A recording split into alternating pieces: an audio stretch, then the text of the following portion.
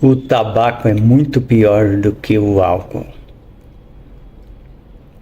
Se formos fazer um julgamento bem criterioso dos dois vícios, chegaremos à conclusão de que o tabagismo é extremamente pior do que o alcoolismo. De início, vale lembrar que, em grande parte dos artigos sobre saúde, encontramos essa frase: parar de fumar e evitar o consumo excessivo de álcool, o que deixa bem claro que, para ser saudável, você não deve excluir o álcool da sua vida, mas evitar o excesso. Porém, quanto ao fumo, a recomendação é excluí-lo completamente se quer ter boa saúde. O médico Dr. Eleazar Teixeira afirma: o cigarro é prejudicial para a saúde, é mortal, com riscos de vida maiores que o alcoolismo. Jornal de Saúde, novembro de 1992, página 6. O alcoólatra causa enormes danos ao seu organismo, mas somente a si mesmo. O fumante danifica a si e a quantos com ele convivem. É desagradável permanecer próximo de um bêbado, mas ao nos afastarmos dele, ficamos completamente livres do cheiro do álcool. Situação bem mais grave é ficar junto de fumantes.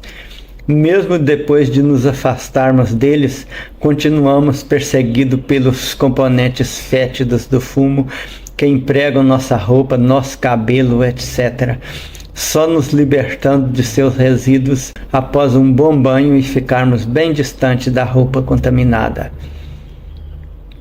O alcoólatra exala cheiro de álcool, talvez até algumas horas depois de haver bebido, mas no dia em que não bebe não apresenta nenhum indício do álcool.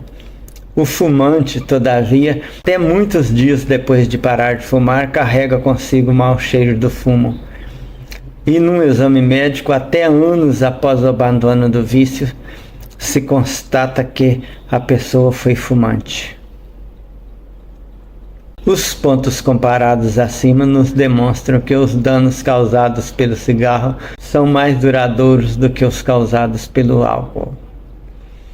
Ademais, quase todas as receitas de prevenção do câncer e do infarto repetem, como a divulgação no Fantástico de 12 de outubro de 1997.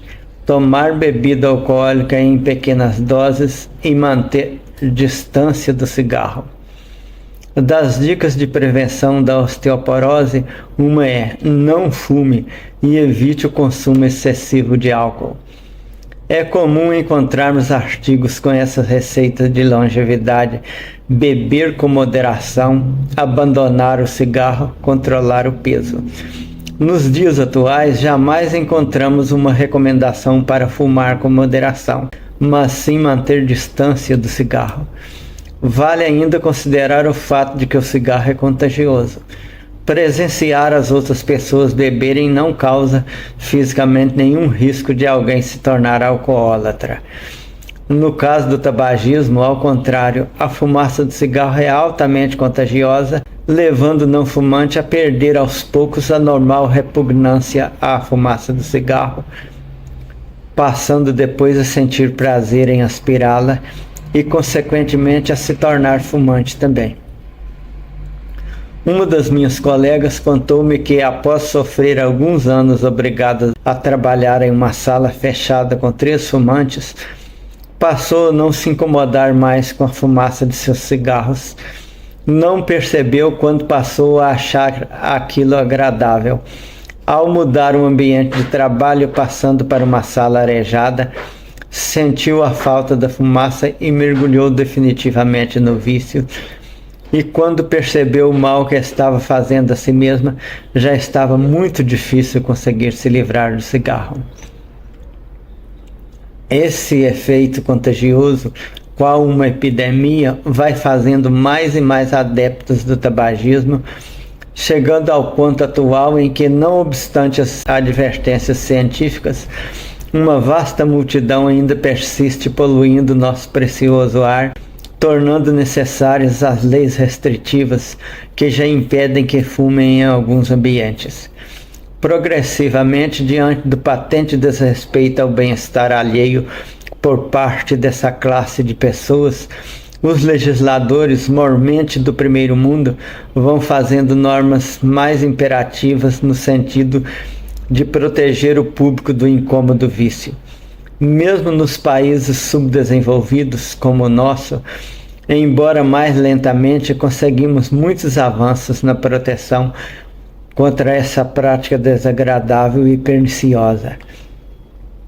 Os componentes do fumo levam muito tempo para deixar o organismo onde penetraram. Alguns efeitos podem ser reversíveis, outros não. Ante o lamentável quadro aqui exposto, autoridades dos países desenvolvidos começaram a criar leis impedindo fumar em ambientes de trabalho. Entre nós já existe a Lei 9.294 de 1996, que proíbe fumar em ambientes coletivos, entre os quais o ambiente de trabalho. Se isso já fosse observado, evitar-se-iam muitos casos lamentáveis como o da minha colega supracitada.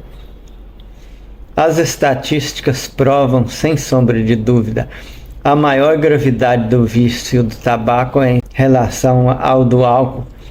Dados da Organização Mundial de Saúde, OMS, registrados pelo Ministério da Saúde no ano passado, 1995, dão conta de que o cigarro causa mais mortes prematuras que a soma das mortes causadas por AIDS, coca, heroína, álcool, incêndios, acidentes de automóveis e suicídios.